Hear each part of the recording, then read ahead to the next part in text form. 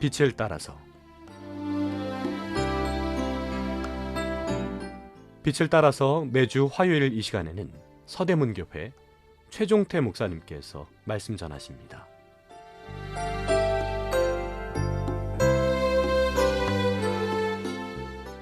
애청자 여러분, 안녕하십니까? 지난 시간에요, 연대기 성경 읽기란 큰 제목을 가지고 계속 상고해 보겠습니다. 이번 시간은 꿈꾸는 사람 요셉, 이런 주제로 은혜를 나누겠습니다. 요셉의 생애의 특징은 꿈, 형통, 용서라는 세 단어로 요약할 수 있습니다. 이 세 단어와 연관하여 요셉의 생애를 무대 위에 올린다면 세 개의 막이 펼쳐질 것입니다. 이번 시간은 그 첫 번째 무대로 꿈꾸는 사람 요셉입니다. 요셉의 생애는 한마디로 말하면 꿈의 연속입니다. 요셉은 17세 때 두 번이나 꿈을 꾸었습니다. 그 일로 형들로부터 더욱 미움을 받았습니다.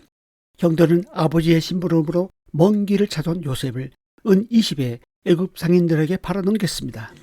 그 요셉은 애굽의 노예로 제수로 기막힌 삶을 삽니다. 요셉의 생애에서 우리가 알 수 있는 것은 하나님이 보여주신 꿈은 반드시 이루어진다는 것입니다. 다만 언제 이루어지느냐가 문제입니다. 누명을 쓰고 감옥에 갇혔던 요셉이 감옥에서 풀려나와 애굽의 총리가 된 때는 30세입니다. 그런데 사실 28세 때 요셉은 감옥에서 풀려날 수도 있었을 좋은 기회를 얻습니다. 애굽 왕의 술 맡은 관원장과 떡 굽는 관원장이 왕께 범죄한 일로 요셉이 있던 감옥에 함께 갇히게 되었던 때입니다. 어느 날 두 관원장이 각각 꿈을 꾸었는데 요셉이 그 꿈의 해몽을 해주게 됩니다. 요셉이 먼저 술 맡은 관원장의 꿈을 해석해 줍니다. 창세기 40장 14절 이하 내용입니다. 당신은 사흘 안에 관직을 회복할 것이니 나가면 나의 사정을 꼭 왕께 말해 나의 억울함을 풀어주시오. 그 다음 또 관원장의 꿈을 해석해 줍니다. 당신은 사흘 안에 죽임을 당할 것이오. 요셉의 해석대로 제4월인 바로의 생일이 되자 술 관원장은 관직에 회복되었고 떡 관원장은 죽임을 당했습니다.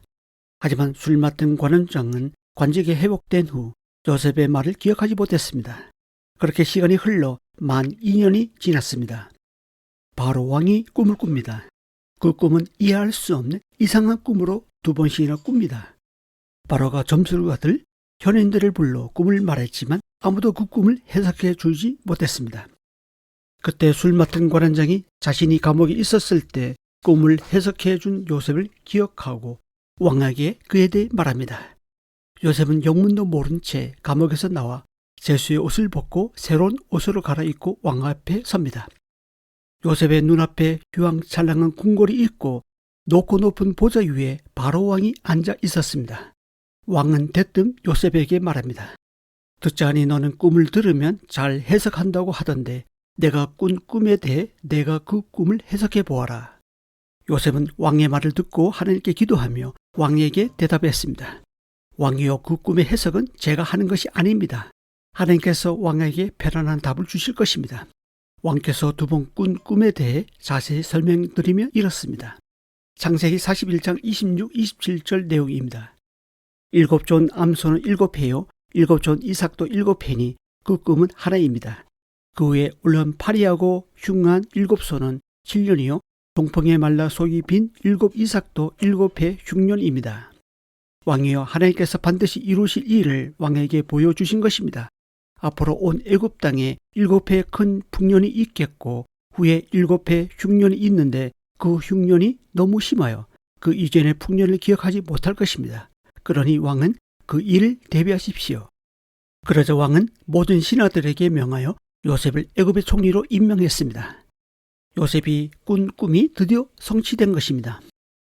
만약 요셉이 28세 때 감옥에서 풀려났다면 어떻게 되었겠습니까? 물론 자유롭게 되었을 것입니다. 바로 왕도 만났을 것입니다. 하지만 총리와는 거리가 멀었을 것입니다. 그는 별 볼 일 없는 사람이 되었을 것입니다. 왜냐하면 애굽은 30세 이상이 되어야 관직에 등용될 수 있었기 때문입니다. 하나님은 2년을 더 기다리게 했습니다. 요셉은 2년 동안 더 철저하게 다져졌습니다. 요셉이 애굽 총리가 되고 39세가 돼서야 17세의 꾼 꿈이 성취되었습니다. 30세 애굽 총리, 그 7년간 풍년, 그리고 흉년이 2년째 되던 해 요셉의 형들이 곡식을 구하러 애굽에 옵니다. 그리고 총리 요셉 앞에서 엎드려 절합니다.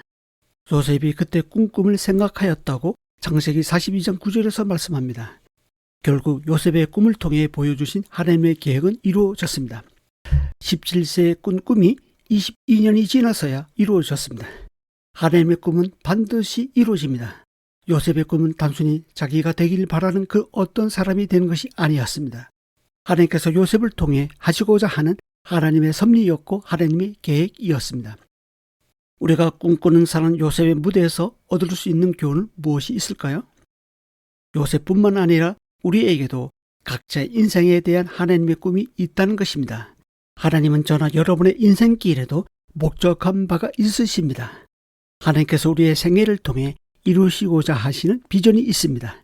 그래서 각자의 마음에 소원을 두고 행하십니다. 우리가 간직해야 할 꿈은 무엇이어야 하겠습니까? 취업, 진학, 결혼, 아파트, 자동차, 전자기기, 승진 등입니까? 이런 것은 우리가 살아가면서 필요한 것들이지만 하나님의 꿈은 아닌 것 같습니다. 요셉은 자기가 하고 싶은 것을 꿈이라 하지 않았습니다. 요셉은 자기가 되고 싶은 사람을 꿈으로 간직하지 않았습니다. 요셉은 자기가 소유하고 싶은 것을 꿈으로 두고 그것을 쫓지 않았습니다. 요셉의 꿈은 하나님이 보여주신 계시였습니다. 요셉의 생애를 통해 하나님께서 이루시고자 하시는 하나님의 일이었습니다. 요셉의 꿈과 비전은 철저히 하나님의 말씀, 하나님의 계획, 하나님의 뜻을 이루는 것이었습니다. 요셉은 마지막 죽는 순간까지 비전을 놓지 않았습니다. 요셉은 이 땅에서 잘 먹고 잘 사는 것을 꿈꾸지 않았고 부활 소망을 가지고 더 나은 본향을 바라봤습니다. 요셉은 임종 자리에서 아브라함의 언약, 곧 하나님이 이스라엘에게 주실 땅을 미리 바라봤습니다.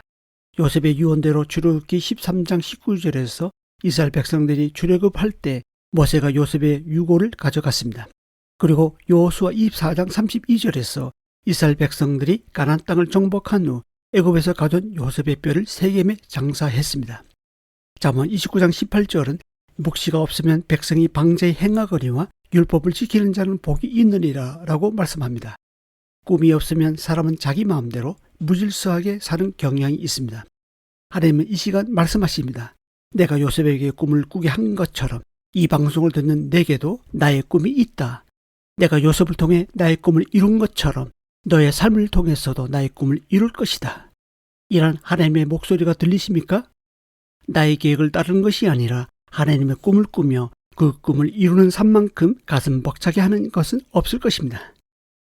이 방송을 듣고 계신 애청자 여러분, 우리가 꾸어야 할 꿈은 무엇입니까?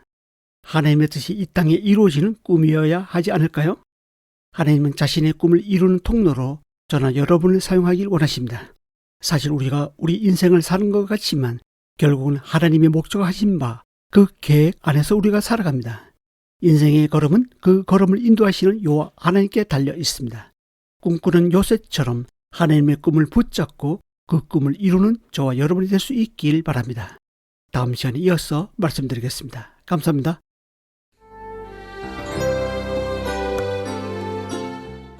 빛을 따라서 지금까지 서대문교회 최종태 목사님께서 말씀 전하셨습니다. 오늘 말씀 들으시고 신앙생활에 도움받기 원하시는 분들 지역번호 02-3141-5853 3141국에 5853번 서대문교회로 전화하시기 바랍니다.